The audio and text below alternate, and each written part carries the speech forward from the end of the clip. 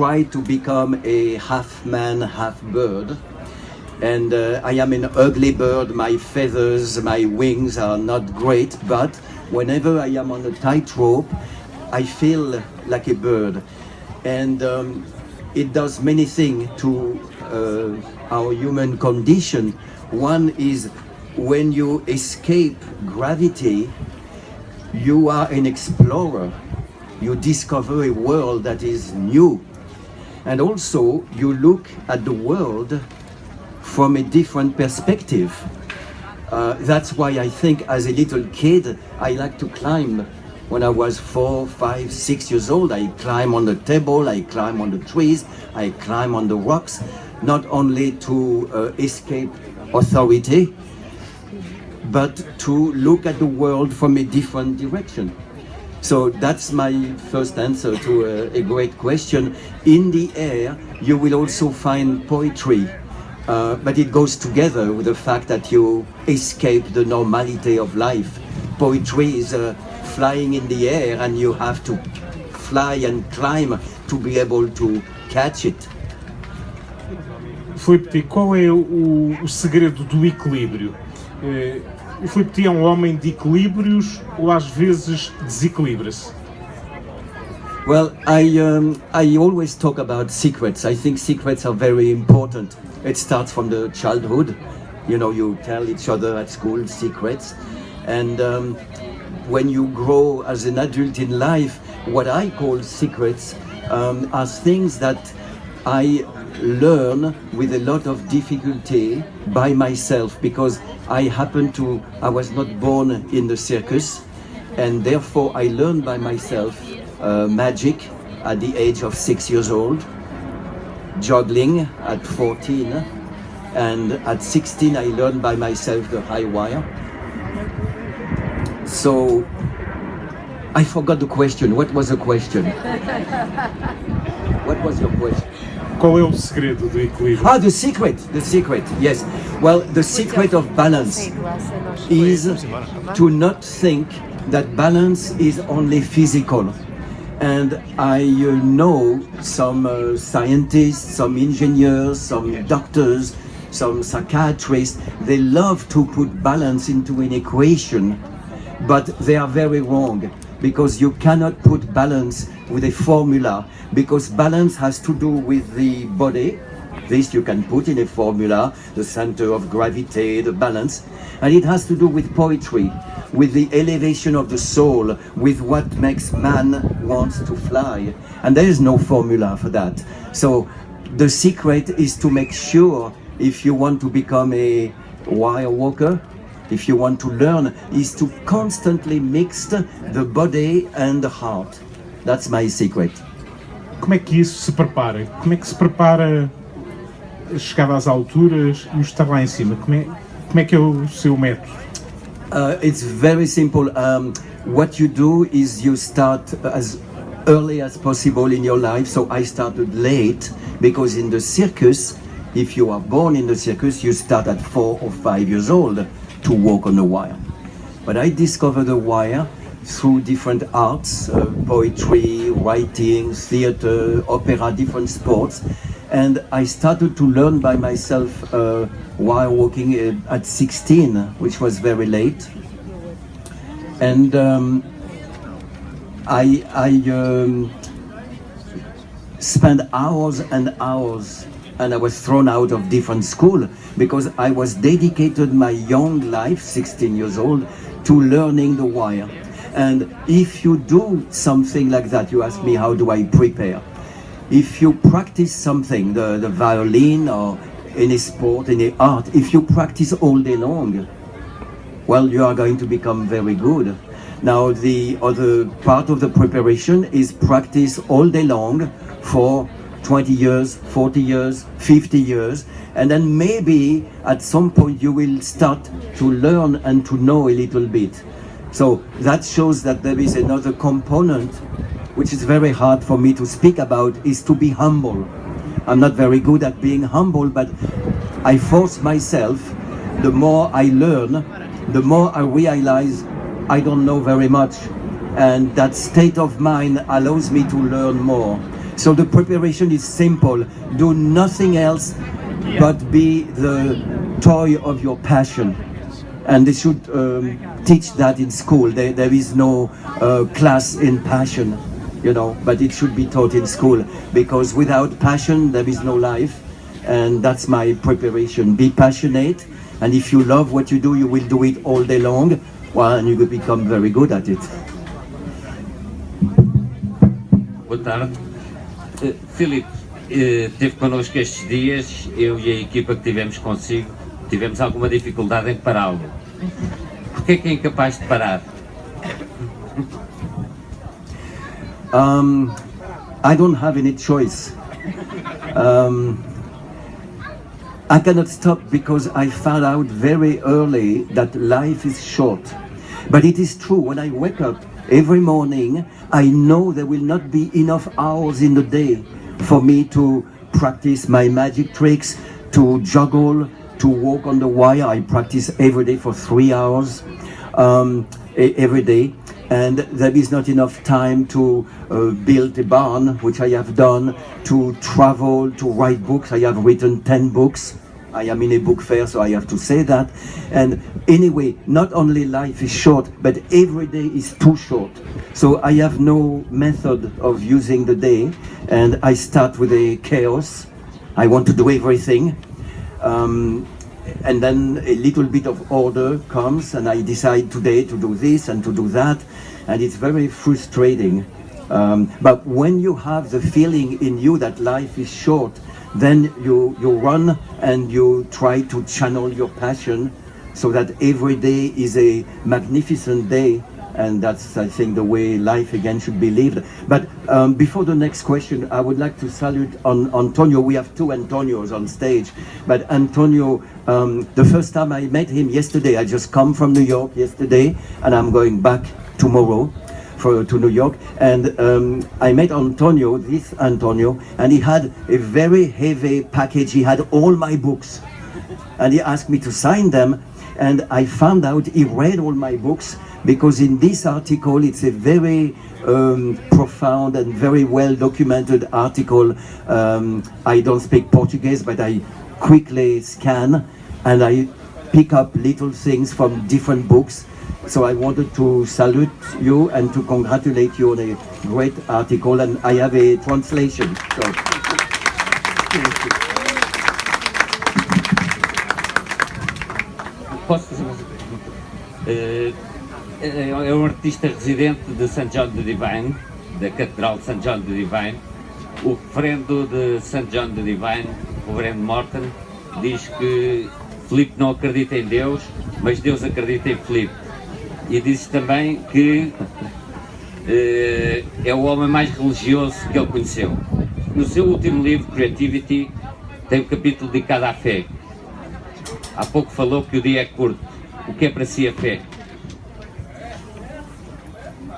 Well, first, it is not St. John the Divine who said I was a religious man. It was the dean of the Cathedral of St. John the Divine. I just wanted to make sure, you know, I have not met St. John the Divine yet.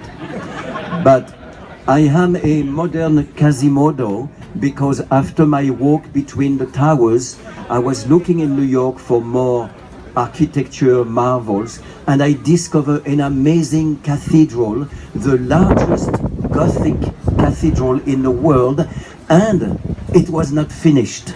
The 2 towers were not there, and there was a school of stone cutters, and they were sculpting the stones to continue to build. So immediately I took a 3-month workshop. I learned how to sculpt, and then I did a big walk to help the cathedral, you know, continue to build, bringing money to it. And to thank me, the dean, the bishop, invited me to stay and to be an artist in residence. And they say, look around in the cathedral and decide where you want to put your office. So I went in the vault, I went in the crypt, I went everywhere. And then I climb a little staircase to the Triforium Gallery, which is when you visit a Gothic cathedral and you are in the nave, if you look up, there are those little windows very high, and nobody can go there, it's closed. So I said, that's where I want to live. And I started having one office, one room, 2 rooms, 3 rooms, and now I have the entire Trifarium Gallery in New York, and I have been for 36 years an artist in residence. This is my home. Did I answer your question? Good. É supersticioso? Hold on. I have to say one more thing about the church, because faith and religion. The word religion has its origin in Latin, religare. And religare, it means to link things with a rope, you know, to link. I have with me in my pocket, I always have a little red rope, and it's a beautiful profession what I do, because I link places with a rope. And when I walk on that rope, I link the people as well. So religion, yes, I am a religious man because I link things and people, and faith is very important in my life. I'm yours. A minha pergunta é, nessa sequência, se é supersticioso. Eu sei que o Philippe usa um amuleto de madeira com um leão esculpido. I am not superstitious at all. It doesn't bother me to walk under a ladder, to see a black cat on Friday the 13th. I am not superstitious. But if you come in my dressing room before a performance, you will see I have a little table with my shoes, with a few objects, and I have a little sculpture of a lion that come from Thailand and from different places. I have little objects, and those objects are there to, I don't know, to help me, to guard me, and it's very important their place. You know, I don't want anybody to touch that. And just before to go, when they say, okay, the show is starting, please go on stage or start the wire, I leave the dressing room, but I always kind of touch that little lion. But I'm not superstitious. O Philippe disse que, uma vez que em cima de uma corda, nunca teve medo, que está demasiado ocupado quando está em cima de uma corda, ou de um cabo, ou de um arame. Está ocupado com o quê? With? It is nice that you didn't tell me I was afraid, and you didn't ask me one of the most asked questions is, you know, are you afraid, or how do you deal with fear? Because I answer, sometimes I say, fear of what? So the journalist or the person who asks the question, they are forced to say, well, fear of falling. Now, I never use that word. This word does not exist in my life. I am a man who walks on the wire. I learn how to walk on the wire. I didn't learn something else. And as a writer or in a conference, when I talk, I never use the word falling. Sometimes I say, well, if one day I leave the wire, you know, I fly away, you know, to the sky, not to the earth.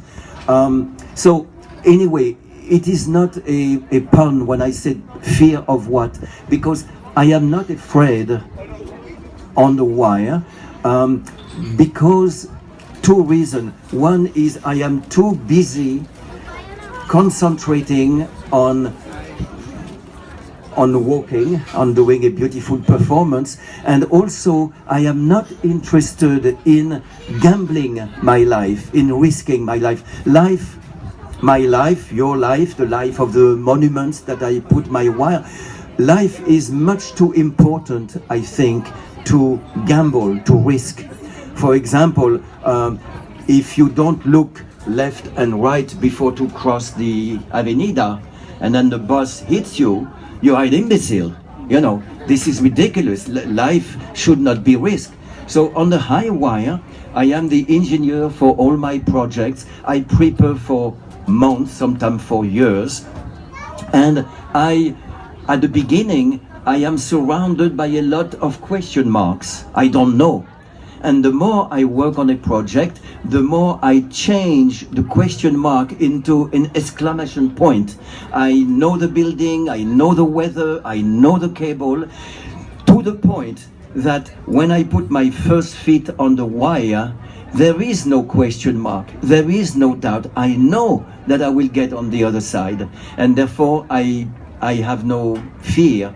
But also, I cannot be afraid because I am too busy presenting my performance. Como é que olha para a morte, Filipe? Oh, I am very interested in death. It's a journey. It's a travel to we don't know. Hold on. I want to answer more. Yeah. Well, I'm going to share with you something very, very personal, but it's important. When people ask me, do you have a child? I say yes. Her name is Gypsy. She's 9.5 years old, and she's not alive anymore. So at 9.5 years old, she had an explosion in her brain, and we went to the hospital, and I hold her hand, and for a second I knew it was the end of her life, and for a second she woke up, and she said, "What's happening?" And I said to her, I said, "Gypsy, you are dying, and we don't know what it is, and don't be afraid. Maybe it's a wonderful exploration.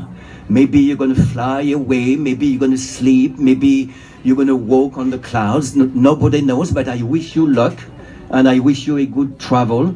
So this is something that I am surprised I am sharing that with you today, but it's a very serious answer to death. So I am also not afraid of death. And in another subject, if somebody, like I live in New York, it's a tough city. So if in New York, in a dark street, at night, a man come with a gun and say, "Give me your money or I kill you," and I say, "Well, I have no money," and I will not be afraid. Actually, I will say, you can kill me. He says, "No problem, kill me whenever you want, but can I first invite you to dinner? Because I want to understand, why do you want to kill me? It's interesting." So anyway, you see, I go from something very gripping and personal to something almost as a joke. But I think we are, whatever religion you believe in, or if you're like me, a very religious man who doesn't believe in God, then you should take death as seriously and mysteriously as you take life. And one thing, a third example, talking about death, is I love the people, the civilization, who, when somebody dies, they celebrate and they have tears, but they dance, they get drunk, they make jokes, and they have smile. And I think that's the image of death. William Butler Yeats wrote beautiful poem about you have to go through life with laughter and tears. And at the end of a poem, he repeats, laughter and tears, laughter and tears. So we should not forget the two extremities of life, birth and death. And then through life, we should not forget to laugh and to cry. E lá de cima, como é, Filipe? Lá de cima, alguma vez olhou para baixo e pensou que a morte estava lá embaixo? It's not very elegant for a wire walker to look down. Now, they all do it in the circus. It's very safe, You go like this, you look down, if there is a problem, you can grab the wire. But I didn't learn that tradition of the circus, so I spent a lifetime trying to make people who look at me forget that there is a wire. And I like to walk by gliding my feet, by being very elegant, so you look at the horizon, like a dancer, And also another thing is I find out instead of frightening people, like often they do in the circus, they say it's very dangerous and I risk my life. I like to carry my life across. It's much more noble, it's much more inspiring for people than to show the danger. So I never look down, except when I did a few walk outside illegally at the World Trade Center, at Notre Dame Cathedral. I stop in the middle of the wire, I sit down, and I allow myself to look at something that I will never see again, to look down, you see. But I was sitting down, and I looked down, and it was marvelous, because in New York, I have to share with you something to prove that Einstein was right. I was a half a kilometer in the sky, and I looked down, and time has distorted. I saw the people, they were so small, they moved in slow motion. And the cars, it was an illusion, but the cars were also moving in slow motion. And I made a very important discovery, besides the fact that time can be changed, is I think this discovery is very important for people. I want to tell, I discover that the world is round. Very important, because I look at the horizon. I was still sitting on the wire, and sorry, I hit you with my balancing pole, sorry. And I look at the horizon, and there was the Verrazano Bridge, a little bit like the bridge you have here, like San Francisco Golden Gate. And I look at the bridge, and the bridge was not vertical. The pillars were, I exaggerate so you can see, they were like this, but very little. And then the horizon was not a straight line, it was slightly curved. So now I know the world is round. Filipe, esclareça uma coisa, como é que se pode deitar lá em cima? Quando atravessou 8 vezes aqueles 50 metros, deitou-se lá em cima, como é que é possível? Okay. Explique-nos lá isso. Okay, this is a great question, but you don't know why it's a great question. I'm going to tell you by answering. When I was 16 years old and I started to learn by myself high wire walking, I was almost like, how would you say, I was a mascot, I was a friend of many great artists in Paris. Poet, sculptor, composer, and we would have a little bit like artistic salon, and I will do magic. And at some point, a great painter asked me, I was 17 years old, asked me to pose on the wire for him to paint me. So I went to his studio, and it was kind of small, there was no room for really walking, so I tried to stand up, but my balancing pole was touching, it was not good. He said, well, try sitting down. I sit down, but it was not very elegant, and the painter didn't like the position. So he said, lay down. I said, are you crazy to lay down on the wire? So I tried, and it was really cutting my back. And when I lay down, he said, that's it, don't move. But I was moving because I was balancing. And then I was posing for that painter every day for months. And then the position of laying down was starting to be comfortable. I had a big mark, big red mark in my back. And then after that, a few years after that, I did my first illegal highway walk, a very religious thing, because I put my wire between the 2 towers of Cathedral Notre Dame. Illegal. So after the police handcuffed me. When I did that, I did many crossings, and at some point, I lay down on the wire as if I was sleeping, or actually not sleeping, but daydreaming. And at the World Trade Center now, I jump a few years in 1974 at the World Trade Center. Again, I lay down on the wire, and I stayed a long time. And I saw a seagull, a bird from the sea. And the bird was not nice. It was red eyes, and it looks like they were going to, devour my liver, like the Greek mythology. And I was afraid that the bird was going not to telephone, but to ask the brothers to come and to attack me. And I was laying there, and I had a conversation with the bird, but I won't ever tell what we talked about. And then the bird left, and all those years, one of my signature in the sky as an homage to that painter, and also because it's beautiful to see a wire walker looking at the sky, I lay down on the wire. Great question. Hoje de manhã pensámos ir a Sintra, o Philippe andou em Lisboa já em busca de locais para apresentar uma performance. When you are a wire walker like me, full of passion, that you didn't learn from the circus, you learn all by yourself, and you actually do theater in the sky, you spend your life, I say you, but it's me, I spend my life traveling and looking at great place to put my wire. So I was invited by the foundation for one day in Lisboa, and of course I said I have to, even running, because I have no time, I have to see Lisboa. So the foundation very graciously organized this morning a tour. I had a map, and I was not interested in a touristic tour, but I wanted to see the most important monuments, and I fell in love with the first monument I saw, and I stayed like 1 hour looking, and I want to share that with you because now I have a project and I would like to be invited by the foundation and by the city, maybe next year or in 2 years or whenever, maybe never, to share my art with the people of Lisbon and through the media with the world.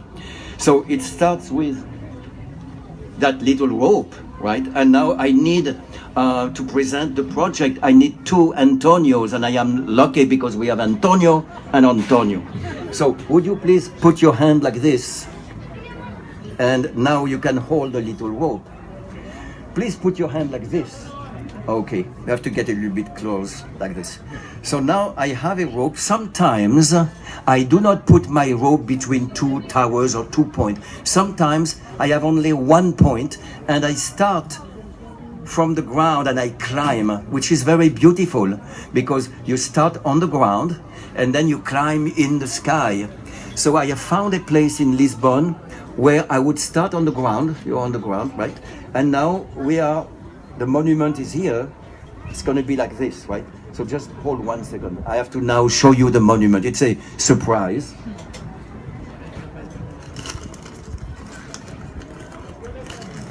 It is Torre de Belém, right? And now if you put your hand flat like this, okay. Okay, and now we tighten a little bit the wire and you go like this. This is an exaggeration, but in the Torre de Belém there is a big park, you know, and we can put thousands of people, and then with music and costume I can walk up to the top of the, put your hand flat so people can see. Perfect. So that's my project, and I hope I am invited to come back to make it happen. Thank you very much. Thank you. Thank you. Bom, vamos para as primeiras perguntas da plateia. Quem é que toma a iniciativa? Quem é que quer fazer perguntas? Sinalizem só para passarmos o microfone.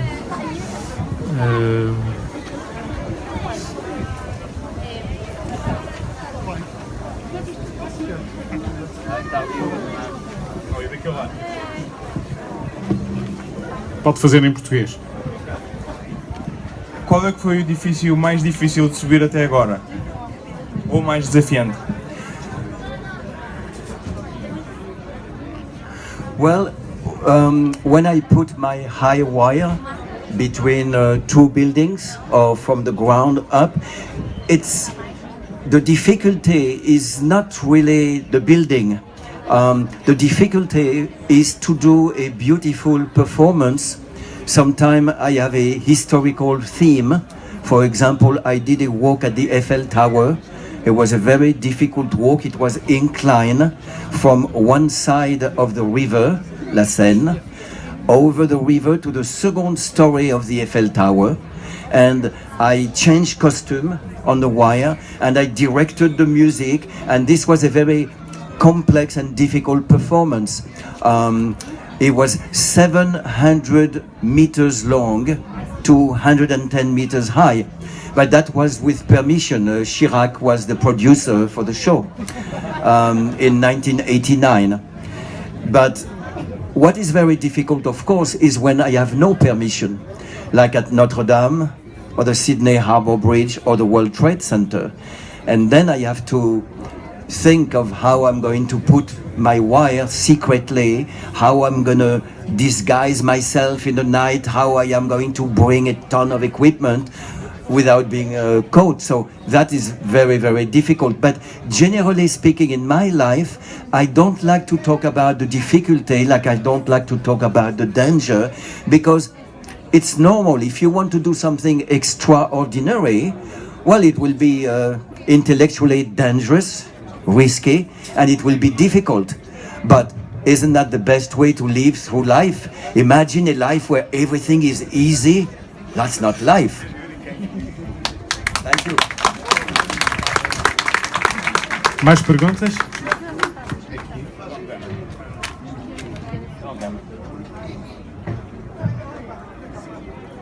Boa tarde, eu queria perguntar colocar uma questão no seguimento desta última. O documentário que relata as Torres Gêmeas é um dos filmes preferidos da minha família, costumo ver muito com os meus filhos. Uns têm sempre muito medo que seja preso, porque é que faz aquilo continuando a ser preso, outros têm medo que caia, mas a minha pergunta prende-se com a última resposta que deu, e é: como é que pode haver vida de alguém depois de ter atravessado as Torres Gêmeas? O que é que há depois disso que seja emocionante? O que é que há depois disso que... Como é que lidou com isso? If I were a circus performer, I will not be able to do anything after the World Trade Center walk, because it will be the biggest thing in the world, and how can you top that? But I am not interested in the longest, the biggest, the hardest, the most dangerous. It's not that I dislike, I hate records. The book of records. We are in a book fair. It's a book that I don't like at all. And I think we are taught very early in life competition, to be the best. And I think this is a very dangerous notion, because there is always somewhere in a little island that is not on the map, there is somebody stronger than you, better than you. So I think what you should do intellectually is explore and try to compete with yourself, try to conquer your fear, try to be the best at what you can do, but not measure yourself and your progress with others. This notion of after the World Trade Center, instead of stopping and saying, I did the biggest thing, I'm going to retire. It's a word I do not understand, the word vacation, the word retiring, I don't understand those words. But instead of stopping, because I did the biggest thing in the world, I started and I met the cathedral. I did a walk for the cathedral, and then I stayed in America and I continued. So it's dangerous to be successful and famous, because many artists, they stop. You know, when you have a painter that is very successful with one style of painting, it's very easy for that painter to do the same style all the life. For a writer, we're in a book fair. If you have a book that has get all the prize and very famous book, it's very easy for the writer to continue with the same kind of approach, construction, literary style, instead of making intellectual risks into exploring his or her art. So that's where I stand. I stand that I continue to explore my arts, and I am rarely satisfied, and I continue to work and to try. So thank you for the good question. Mais perguntas?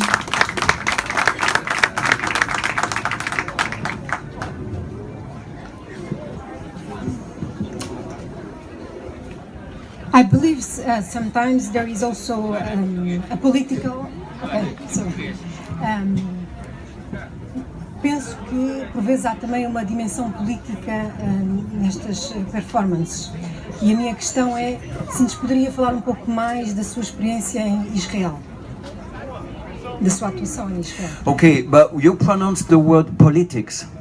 I know nothing about politics. I don't even know what left and right is. I am in the middle, balancing, and the politicians are very, I apologize if there are politicians here, but the politicians are very often trained to say no to an artist. It's much safer, much easier to say no than yes.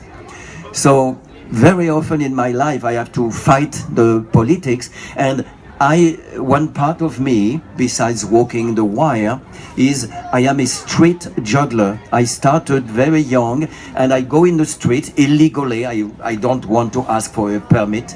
And I have a top hat. I'm all dressed in black. I have a unicycle, so I can escape the police. And I draw a circle of chalk. And the minute there are people around, I don't talk. And I am a comic character, and I juggle and I do magic, and then when the police come to stop me, I disappear with my unicycle. Now I say that because if you are a street juggler, you are naive, you don't know much, and to me the politics is like the rain. You cannot fight the rain. You just have to run, or you have to steal an umbrella. Did I say steal? No, you have to borrow an umbrella because you cannot fight the rain. So I cannot fight the politician who prefer to say no than yes to artists.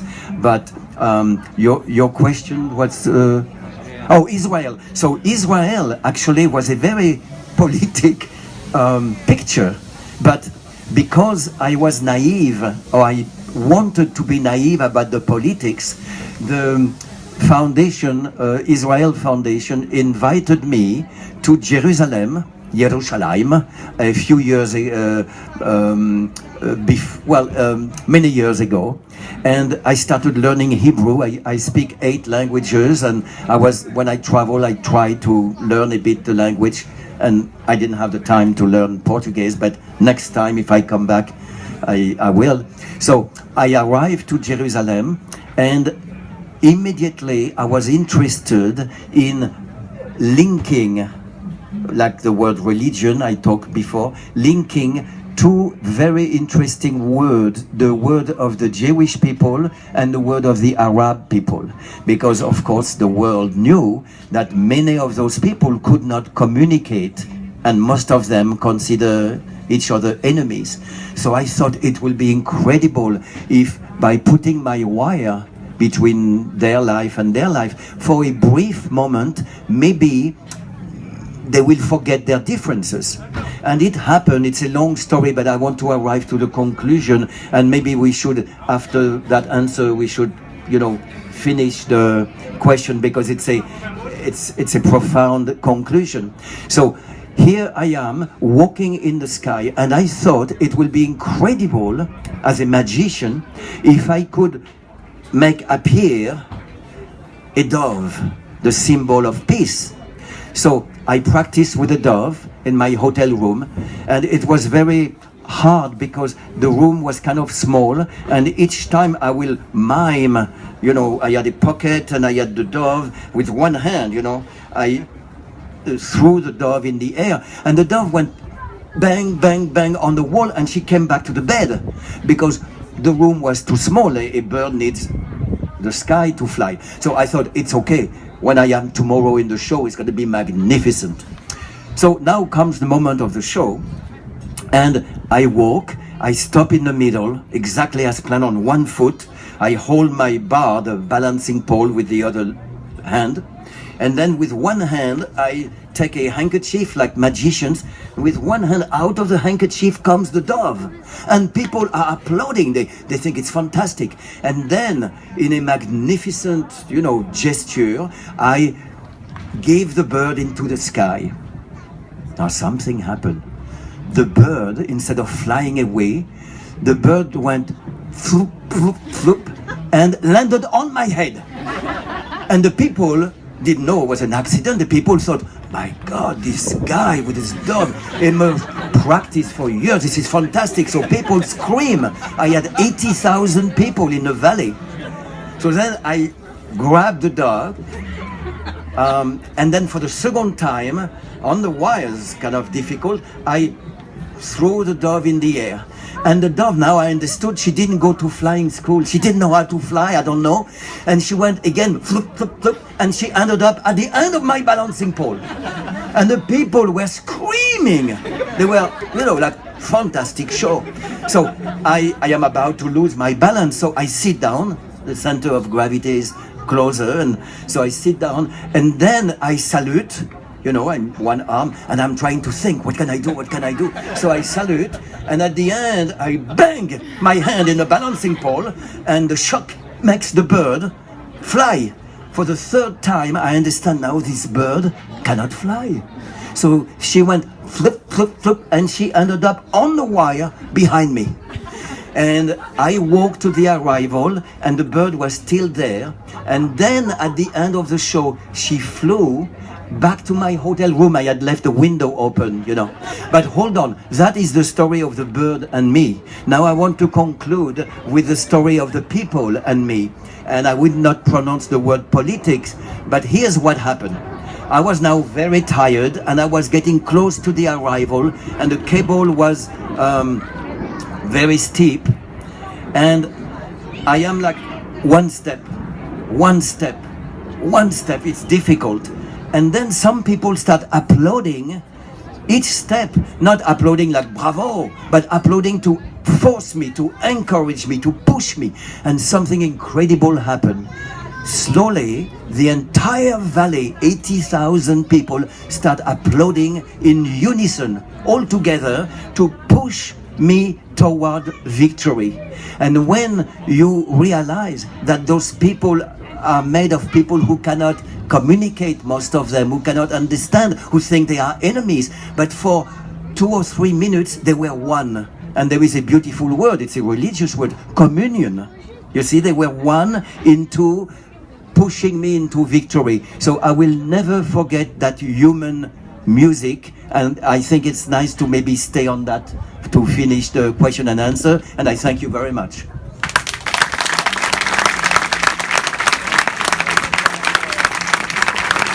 Thank you, Philippe. We hope you will continue the professional dreamer you have always been. Thank you. Dizer-vos que a revista está aí disponível, está aí no quiosque, pode ser lida e é essa a nossa expectativa. É um número a não perder, nomeadamente pelo Philippe Petit.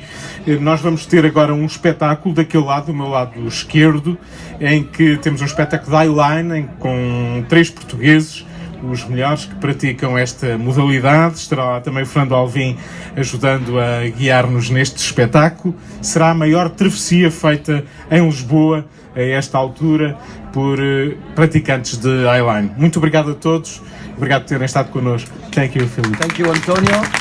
Thank you, Antonio. Thank you very much.